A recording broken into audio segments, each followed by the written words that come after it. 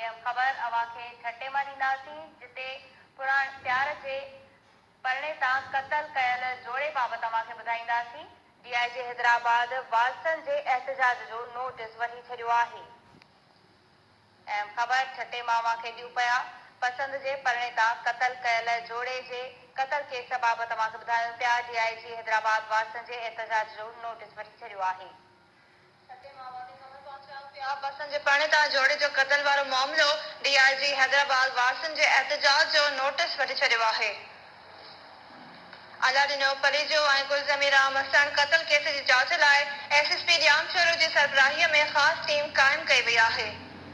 बिल्कुलु ख़बर SSP छटो ऐं शिकायत सील हैदराबाद जो SP जांच टीम जा मेंबर हूंदा। ख़बर अवां कयो पिया छटे मां पसंदि जे परणे तां क़तल कयल जोड़े जे केस वारे मामले बाबति अवां खे ॿुधायो पिया। हैदराबाद DIG वारसनि जे एहतजाज जो नोटिस वठी छॾियो आहे। वधीक तफ़सीलनि लाइ राब्तो कयो आहे छटे मां KG न्यूज़ जे रिपोर्टर महबूब ब्रोही सां। जी महबूब, अपडेट कजो। जी मानूर, हिकु महीनो अॻु में छटे में हथियारबंद सां गोलियुनि क़तल कयल नौजवान जेको जोड़ो आहे अलाइनो पदीजो ऐं उनजी घरवारी गुलज़मीरा मिसर, उन मामले में केस में ख़ासि पेशरफ़्त न थियण ऐं ख़ासि तौर ते वारसनि पारां मुसलसल एहतजाजनि ऐं पुलिस जे अदम एतमाद वारे मामले खां पोइ DIG हैदराबाद नईं शेख मामले जो नोटिस वरितो आहे ऐं उन जे नोटिस वठण खां पोइ बाज़ाब्ता तौर ते हिन केस लाइ हिकु ख़ुशूसी बोर्ड तश्कील ॾियण जो जेको हुकुम जारी कयो वियो आहे, जंहिंमें SSP जामशोरो जी चेयरमैनशिप में टे रुकनी टीम जोड़ी वई आहे, जंहिंमें ॿ जेके मेंबर जेके कया विया आहिनि, जंहिंमें छटे जो SSP ऐं हैदराबाद जो जेको जेका हैदराबाद सां तालुक रखंदड़ हिकु सीनियर ऑफिसर उहे उन बोर्ड में मौजूदु हूंदा। SP जांच जेका हैदराबाद उहो जो मेंबर हूंदो। SP 7 जा ऑफिसर हूंदा, पर ख़ासि तौर ते हुनखे हैंडल कंदो, हुनजी अॻुवानी कंदो SSP जामशोरो। हुनजी अॻुवानी में टीम जोड़ी वई आहे जेका बाज़ाब्ता तौर ते हाणे हिन केस जी जांच कंदी, छाकाणि जो केस अञा चालान आहे थियल।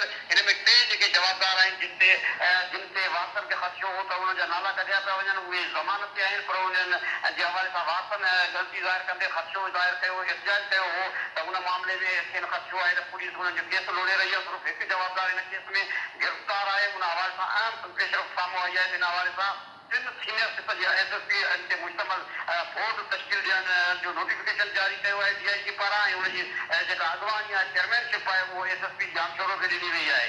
ऐं उन सां गॾोगॾु हिन केस जे हवाले सां जेको आहे सीनियर सिप जा ऑफिसर हिन केस खे मॉनिटर कंदा। अहिड़े क़िस्म जो हुकुम DIG पारां जारी कयो वियो आहे। जॾहिं थोरी देरि अॻु में डिप्टी स्पीकर रियाना लग़ारी बि वारसनि वटि उते पहुची ऐं वारसनि सां ॾुक वञण खां पोइ उन्हनि खे बि ख़ातिरी कराई आहे, जिते हुनजे अॻियां वारसनि इहे शिकायत कई त छटो पुलिस, ख़ासि तौर ते छटो थाणो ऐं छटो पुलिस जेका आहे जांच में जेको आहे उन मां उहे मुतमन न आहिनि ऐं इहो मुसलसल एहतजाज बि उन्हनि कयो आहे। उनजे बावजूदि उहे जेका छटो पुलिस खे मुतमिन केस में उनखे इंसाफ़ जी उमेदु न आहे।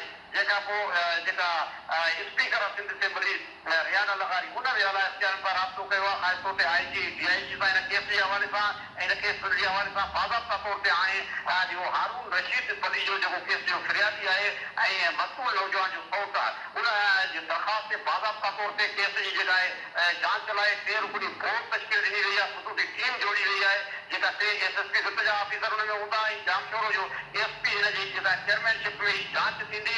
हिन केस में 4 जवाबदार नामिनेट थियल आहिनि, जंहिंमें हिकु जवाबदार जेल में आहे, टे जवाबदार जेके आहिनि गिरफ़्तारी जा हाली जी ज़मानत कराए चुका आहिनि। जेकॾहिं हाणे हिन केस जी जांच हाणे बाज़ाब्ता तौर ते बोर्ड जी निगरानी में थींदी, जंहिंमें जामशोरो जो SSP हिन केस जी निगरानी कंदो। जी महबूब ब्रोही, अपडेट करण लाइ अवां जी वॾी महिरबानी।